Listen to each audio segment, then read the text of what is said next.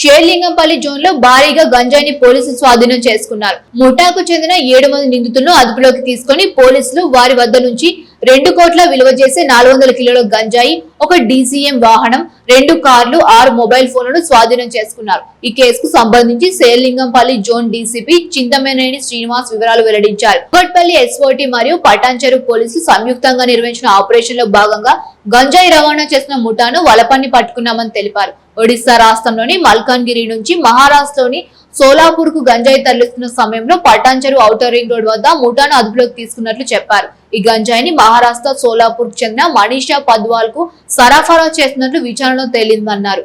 DCM వాహనానికి ముందుగా ఇండిగా కారులో కొందరు వ్యక్తులు పైలట్ గా వెళ్తుండగా మరో ఎర్టిగా కారుతో ఎస్కార్ట్ ఇస్తూ గంజాయి రవాణా చేస్తున్నట్లు పోలీసులు గుర్తించారు. ప్రధాన నిందితులు A1 మనీషా పద్వాల్, A2 ట్రిబ్యూన్ పరారీలో ఉండగా మిగతా 7 మందిని అరెస్ట్ చేసినట్లు వెల్లడించారు. నిందితుల వద్ద నుంచి 2 కోట్ల విలువ చేసి 400 కిలోల గంజాయి, ఒక DCM వాహనం, 2 కార్లు, 6 మొబైల్ ఫోన్లను స్వాధీనం చేసుకున్నామని తెలిపారు.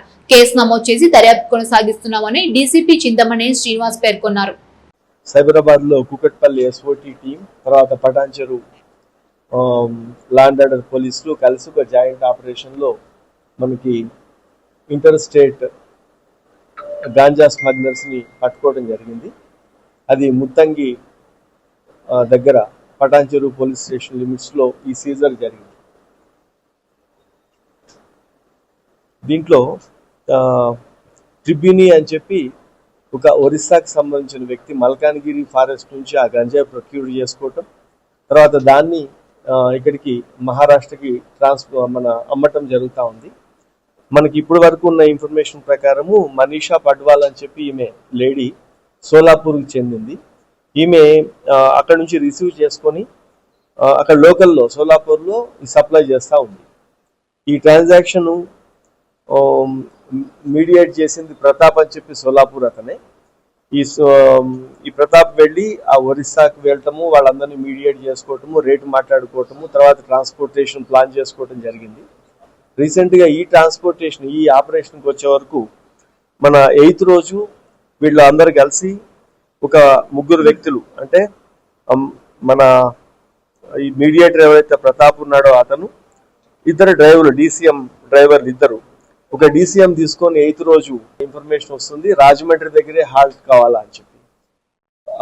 ఇప్పుడు మనకి అర్థమైన దాని ప్రకారము మల్కన్గిరి ఫారెస్ట్ లోంచి మన దగ్గరికి ఇవ్వటం లేదు, వాళ్ళు రాజమండ్రి దగ్గర తీసుకొని వచ్చి ఒక ఐసోలేటెడ్ ఏరియాలో హైవే పక్కన ఏదన్నా ఒక ల్యాండ్ మార్క్ దగ్గర అది తీసుకొచ్చి డంప్ చేస్తే మనకి, అంటే ఒరిస్సా వాళ్ళు ఈ జాగ్రత్తలు తీసుకొని మనకి మధ్యలో ఎక్కడో ట్రాన్స్పోర్ట్ చేస్తున్నారు. వీళ్ళు కూడా అలానే రాజమండ్రి దగ్గరికి వెళ్ళి 400 కిలోలు, ఇవన్నీ 200 బ్రిక్స్ ఉన్నాయి. మీకు ఇప్పుడు అది ఫోటో షేర్ చేసిన విధంగా ఈచ్ బ్రిక్ 2 kgs ఉంటుంది. ఈ 400 కిలోల గాంజాని DCMలో లోడ్ చేస్తారు. లోడ్ చేసిన తర్వాత ఈ గణేష్, రోహిత్, ఆనంద్ అండ్ బబ్లు సాహిల్, ఈ 4 కూడా సోలాపూర్ నుంచి ఒక ఎర్టిగా కారులో ముందు పైలట్ చేసుకుంటూ వస్తే పోలీస్ చెకింగ్ ఉంటే ముందే DCMని అలర్ట్ చేయడానికి వీళ్ళు కూడా ఒక మిడిల్ కాంటాక్ట్ వైరా అని పెట్టుకుంటారు. ఎర్టిగా సోలాపూర్ నుంచి వైరాకి వెళ్ళి అక్కడ ఆగుతుంది. DCM రాగానే వీళ్ళిద్దరు కలిసి మన ORR నుంచి వెళ్తూ మన ముత్తంగి టోల్ గేట్ నుంచి వెళ్ళి ముంబై రోడ్ తీసుకోవాలి వాళ్ళు. ఇది మనకి చాలా నమ్మదగిన సమాచారం మీద ఈ ఆపరేషన్ జరుగుతూ ఉంది. దీంట్లో ఇప్పటి వరకు 7గురిని అరెస్ట్ చేయడం జరిగింది. ఎర్టిగాలో 4 ఉండే, DCMలో 3 ఉన్నారు. వీళ్ళ 7గురిని కూడా అరెస్ట్ చేయడం జరిగింది. ఆ కారు ఒకటి, తర్వాత DCM ఒకటి, 400 కిలోల గాంజా, తర్వాత ఒక 6 సెల్ ఫోన్స్ కూడా సీజ్ చేయడం జరిగింది. ఇప్పుడు మార్కెట్లో 50,000 రూపాయల కిలోగా ఉంటుంది కాబట్టి దీని కాస్ట్ అప్రాక్సిమేట్ 2 crores గా ఎస్టిమేట్ చేయడం జరిగింది. దీంట్లో ఇప్పటి వరకు ఉన్న డేటా ప్రకారం ఇప్పుడు ఈ ట్రిబ్యూని అని చెప్పి ఏదైతే పేరుందో వాళ్ళకి ఆ మనీ మొత్తం కూడా హవాలా రూపంలో ఈ మనీషా పడ్వాల్ అని చెప్పి ఆమె పంపించారని మనకి మీడియేటర్ చెప్తున్నాడు. వీళ్ళ దారి ఖర్చులకు మాత్రం ఒక 3 లక్షల రూపాయల నగదు, 70,000 గూగుల్ పే చేస్తే ఈ ట్రాన్స్పోర్టేషన్ ఇదంతా కూడా జరుగుతూ ఉంది. వీళ్ళందరి మీద ఇప్పటి వరకు ఇక్కడ మన స్టేట్ లో అయితే ఏమి కేసెస్ లేవు. వీళ్ళందరూ ఈ మీడియేటరు అండ్ మిగతా వాళ్ళే దొరికారు కాబట్టి ఆ ట్రిబ్యూని అసలు ఒరిజినల్ పేరు ఉందా లేదా, ట్రూ కాలర్ లో వచ్చే దాని ప్రకారం కూడా ట్రిబ్యూని ఉంది. బట్ ఒక్కొక్కసారి ఒక సూడో నేమ్ తో ఈ ఆపరేషన్ చేస్తుంటారు వీళ్ళు. కాబట్టి వాళ్ళ ఒరిజినల్ ఐడెంటిటీ వీళ్ళిద్దరిది కూడా తీసిన తర్వాత కానీ వీళ్ళు ఇంతకు ముందు ఏమన్నా కేసులు ఉన్నాయా లేవా అనేది అర్థమవుతుంది. చాలా రోజుల తర్వాత ఇప్పుడు సైబరాబాద్ లిమిట్స్ లో ఈ మధ్య కాలంలో మన తెలంగాణ ప్రభుత్వం గంజాయి మీద, తర్వాత డ్రగ్స్ మీద చాలా అన్ని రకాలుగా మల్టీ ప్రాంగ్డ్ అప్రోచ్ తో కొంత పోతుంది. కాబట్టి ఈ మధ్య దొరకటం లేదు, చాలా కష్టమవుతుంది. ఓన్లీ ఇంటర్మీడియట్ అంటే ఒరిస్సా నుంచి మహారాష్ట్ర వెళ్ళే దొరుకుతున్నాయి మనకి. కాబట్టి దీంట్లో చాలా రోజుల తర్వాత ఈ 400 కిలోల గంజాయి అనేది దొరకటం, దాని వెనుక దానికి చాలా కష్టం ఉంటుంది. మన టాస్క్ ఫోర్స్ చేసిన మన ఎస్ఓటి కూకట్పల్లి డీసీపీ శోభన్ కుమార్ గారు, తర్వాత అడిషనల్ డీసీపీ విశ్వప్రసాద్ వాళ్ళ టీం, వీళ్ళందరూ కలిసి కష్టపడి ఆ ఇన్ఫర్మేషన్ తీసి పటాన్చెరు వినాయక్ రెడ్డి, ఇన్స్పెక్టర్ రాజు వీళ్ళతో కలిసి దీన్ని క్రాక్ చేయటాన్ని సిపి గారు అభినందించారు.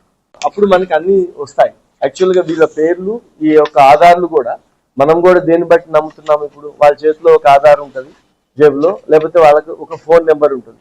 ఈ ఫోన్ నెంబరు ఆధార్ బట్టి ఉంటుంది. కానీ ఇవన్నీ ఫేకా, ఇవన్నీ అనేది దీని తర్వాత వస్తుంది. ఇప్పుడు మనకి మేజర్ గా ఈ సోలాపూర్ లో ఎవరైతే మనీషా పడ్వాల్ అని ఎవరైతే అని చెప్తున్నారో, ఈమెని పట్టుకుంటే కూడా చాలా క్రూషియల్ ఇన్ఫర్మేషన్ ఉంటుంది. వీళ్ళని త్వరలోనే అరెస్ట్ చేయడం జరుగుతుంది.